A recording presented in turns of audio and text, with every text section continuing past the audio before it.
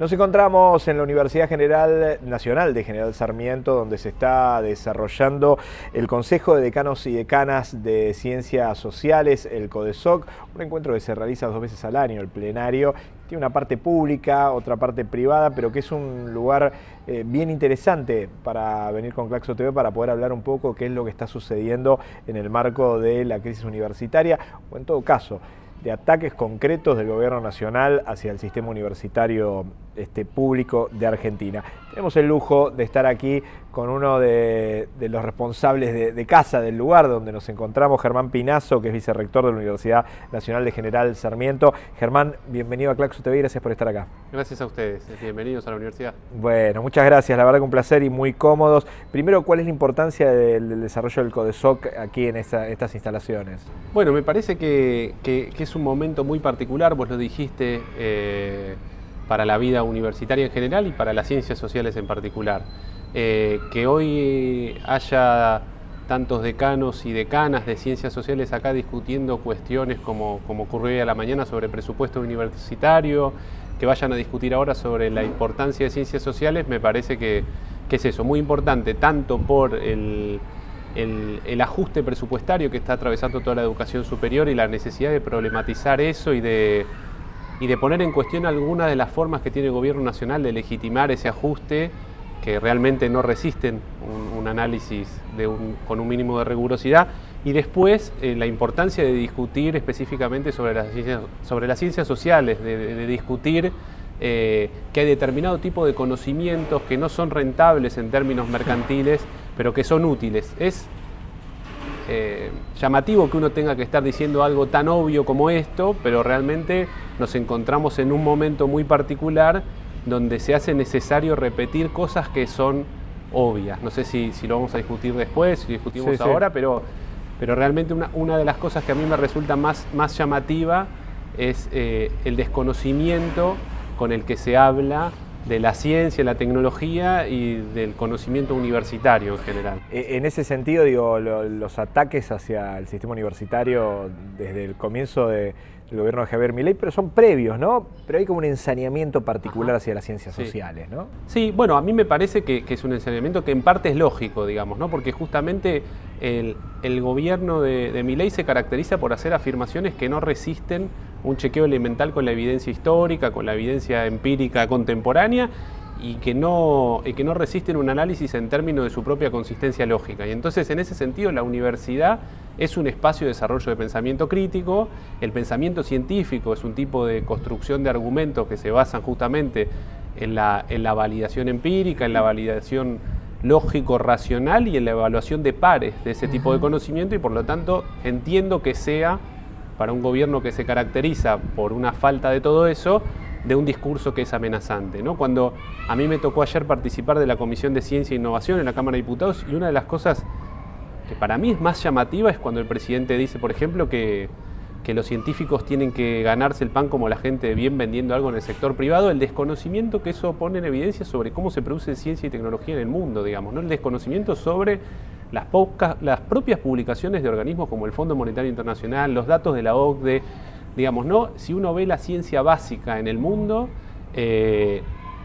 digamos, los gobiernos y las universidades invierten el doble de lo que invierte el sector privado en ciencia básica, por ejemplo. Eso es un chequeo elemental de fuentes de información que son públicas, internacionales y confiables. El Fondo Monetario dice, en los últimos años, la inversión en investigación y desarrollo no se tradujo en aumento de productividad laboral porque no hubo inversión en ciencia básica, y eso se ocupa básicamente en los estados. Entonces, esa afirmación, las afirmaciones sobre los gastos en la universidad, sobre las auditorías a las universidades, son todas afirmaciones que, repito, no deberían pasar un filtro de chequeo elemental de cualquier persona que tenga internet. Y sin embargo son dichas, y sin embargo rebotan en muchos lugares públicos y contribuyen a legitimar en parte socialmente un tipo de ajuste. Y me parece que la universidad es un lugar que desafía esa forma de argumentar. Germán, en ese sentido, digo, la lógica del ajuste, de la reducción, es hacia las universidades, hacia los jubilados, hacia los sectores más empobrecidos de la sociedad, con la no entrega de alimentos, pero en exención de impuestos para sectores de mucho poder adquisitivo, grandes empresas tecnológicas, ahí no. Sí, bueno, sí, es interesante, pero es, digamos, todo... Hay una forma que tiene, hay dos mecanismos de estrategias argumentales que tiene el gobierno. El gobierno lo que hace, hasta donde veo yo, es buscar escandalizar con algún hecho puntual. Vos fíjate que se repite esa lógica, ¿no? Las universidades gastan mal sus fondos, no damos medicamentos oncológicos porque estaban mal hechas las compras, no repartimos alimentos porque alguien compró mal. En ningún momento se prueba ninguna de esas cosas, pero un hecho sirve para cortar toda una política. Es un argumento muy rudimentario, digamos, pero así funciona, me parece, en toda la línea. Después, no importa si la Universidad Pública Argentina gasta menos en términos de PBI que en Chile, Brasil, Uruguay y se da clase a más personas que toda América Latina. No importa, los datos no importan. Y con esto que vos estás mencionando, vos haces referencia a elementos que están discutiendo en la ley bases, también hay algo, yo el otro día, y eso también excede, me parece, al gobierno, yo lo escuchaba al diputado Laspina, que va a acompañar del PRO, ¿no? Hablando específicamente sobre el régimen de incentivo a las grandes inversiones, ¿no? Y él decía, bueno, ¿cómo hicieron los chinos?, se preguntaba.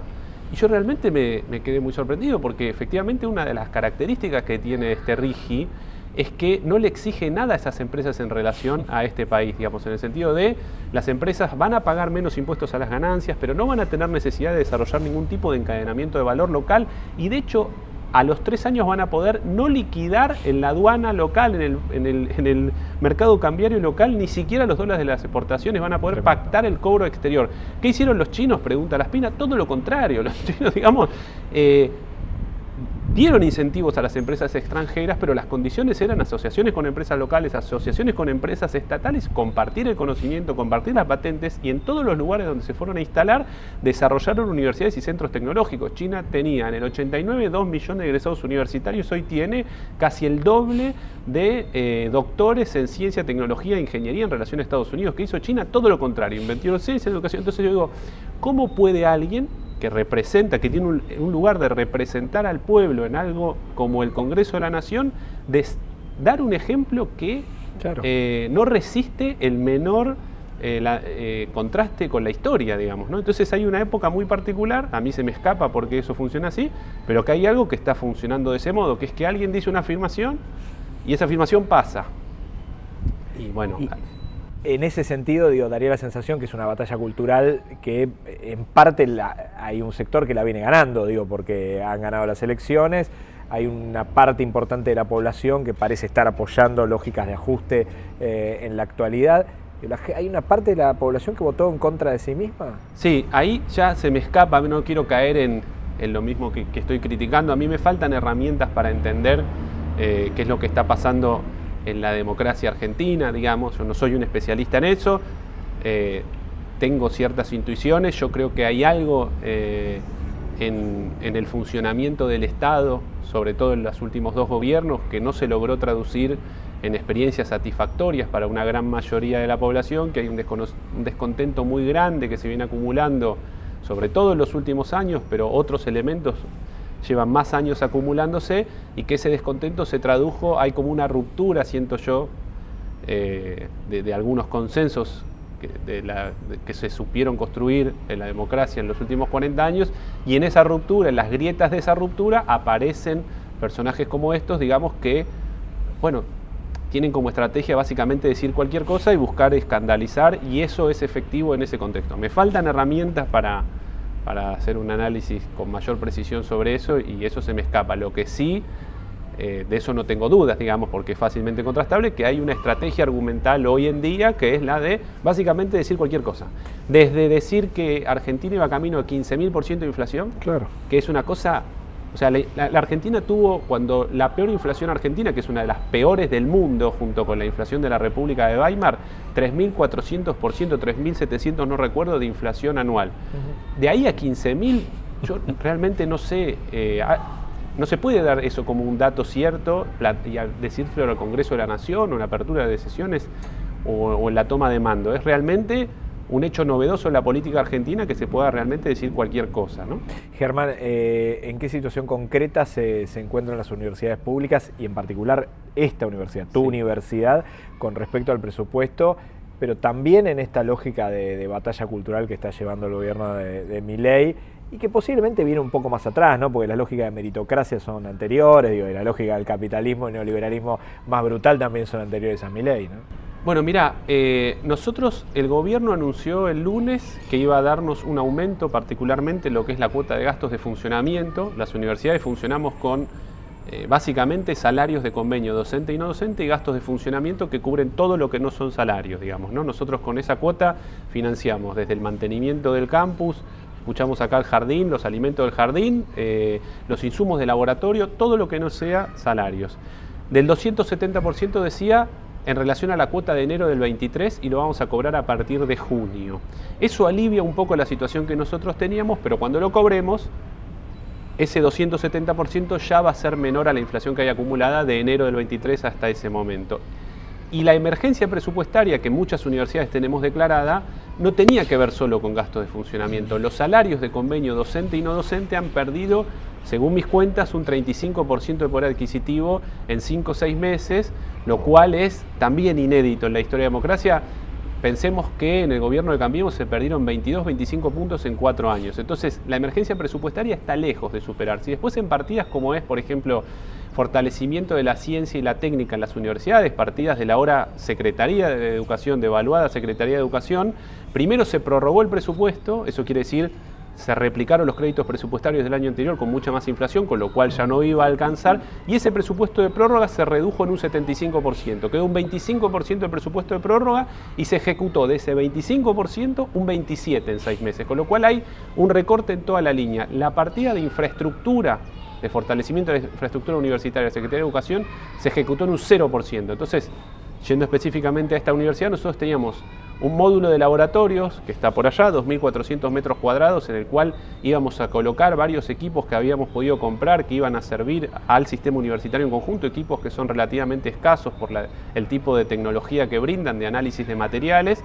y que además también podían aportar al sector privado, hasta donde yo entiendo, servicios de ingeniería, y no los podemos instalar porque tenemos una obra que está terminada en un 95%, pero por la ejecución de 0% en las partidas de infraestructura no lo podemos terminar. Los equipos se compraron y le va a salir más caro a la sociedad argentina el deterioro de esos equipos y el deterioro de esos edificios, los seguros que ya están corriendo, las garantías que se van a perder, que lo que saldría ponerlo en funcionamiento y los beneficios que eso tendría. Por eso digo, tengo la sensación de que estamos en un momento de irracionalidad que es realmente absurda, porque todo esto no se puede explicar tampoco de un punto de vista de racionalidad económica, digamos. No todo el sistema universitario le costó al año pasado al Estado Nacional 1% del PBI, y las exenciones impositivas son 4 o 5 por punto del PBI según las discusiones del propio Congreso, y entonces no hay ahí una cuestión que tenga que ver con la racionalidad económica lo que está ocurriendo, digamos. Esta obra no tiene ningún sentido no terminar la obra. Claro.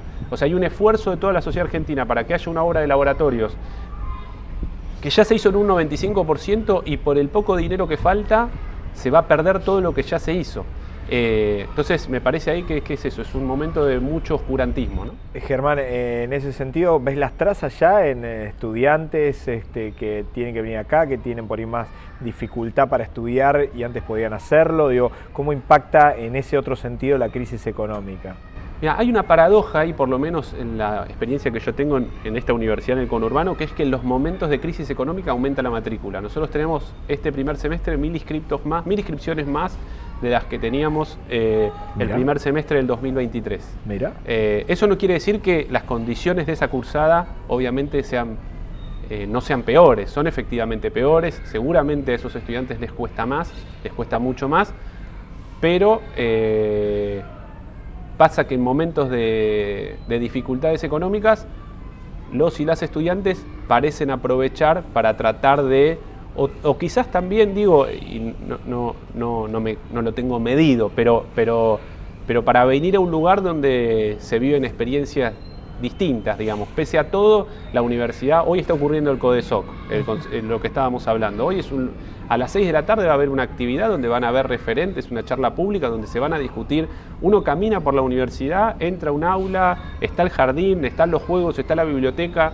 Es un espacio sumamente vital, entonces creo que tiene que ver con con cierta cuestión del uso del tiempo, esto del aumento de la matrícula, y también con venir a participar de un espacio de construcción colectiva y que genere estímulos desde otro lado. Germán, muchísimas gracias por recibirnos, pero sobre todo por ayudarnos a pensar y por esas comparativas con datos concretos que desmalezan un poco este panorama neblinoso que estamos. Así que muchas gracias. Gracias a ustedes por el trabajo que hacen.